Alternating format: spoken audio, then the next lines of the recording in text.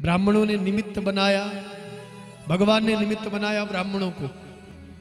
पांडु पिंडारा नामक तीर्थ में जो है संतों का, ब्राह्मणों का अपमान हो गया। ध्यान दीजिए, भगवान सब कुछ सहन कर सकते हैं, लेकिन ब्राह्मणों का अपमान सहन नहीं करते।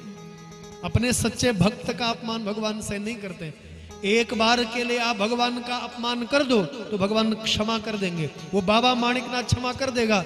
लेकिन यदि भूल से भी ब्राह्मण का अपमान हो गया, भूल से भी यदि सच्चे साधु का अपमान हो गया, तो भगवान क्षमा नहीं करेंगे। बस वही हुआ, ब्राह्मणों का अपमान, ब्राह्मणों ने श्राप दिया, और आज ब्राह्मणों के श्राप से ही सारा यदुवंश जो है समाप्त हो रहा है। शराब के नशे में उन्मत्त होकर के समुद्र तट पर आए, सब लोग आपस में लड़ने झगड़ने लगे, सारे वंश का आज सर्वनाश हुआ।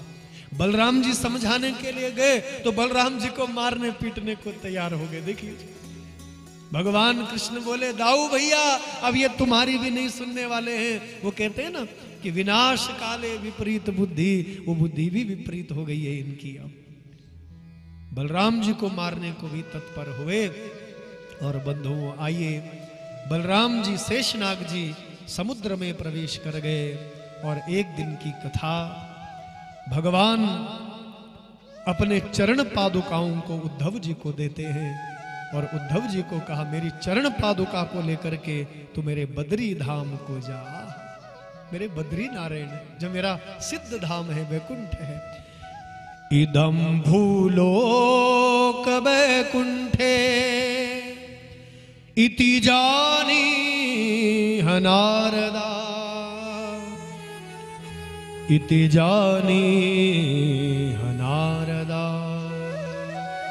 यदि पृथ्वी में कहीं वैकुंठ है तो मेरा बद्री धाम है, ऐसा भगवान स्वयं कहते हैं। बद्रीत्वं प्रयाहिति, तुम बद्री धाम को जाओ।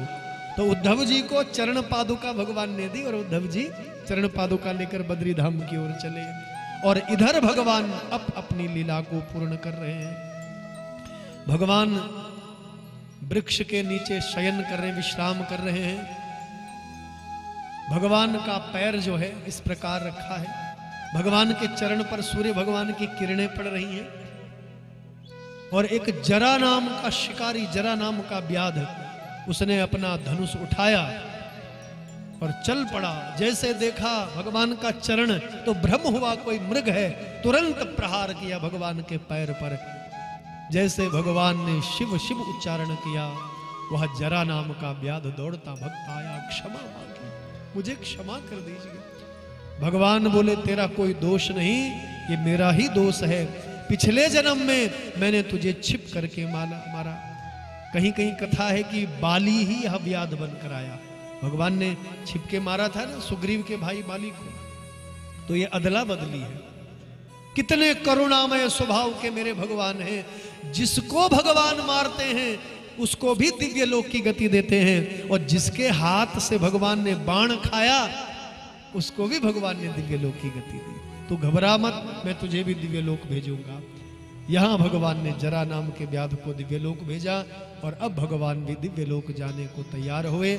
ब्रह्मा जी आए, मेरे ब्रह्मलोक चलो। भगवान शिव बोले, मेरे कैलाश चलो।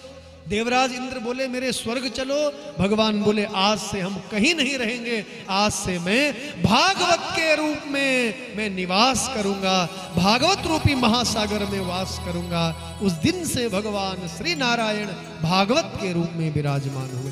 बोलिए भागवत भगवान की जय, श्री कृष्णचंद्र भगवान की जय। भागवत के रूप में भगवान विराजमान हुए।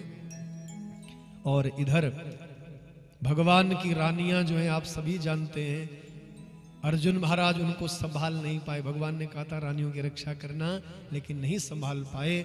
कोल भीलों ने उन रानियों का हरण कर लिया। बेचारे अर्जुन जो है लौट करके जब आए तब पता लगा भगवान भी चले गए, रानियां भी चली गई। पांडवों ने अपने पौत्र परीक्षित को राजपाठ सौंपा और स्वयं हिमालय से होकर के सतोपंथ मार्ग स्वर्गारोहिणी के द्वारा जो है दिव्य लोकों में चले गए। आइए हरि नाम का आश्रय लेते हुए हम कथा को आगे श्रवण करेंगे।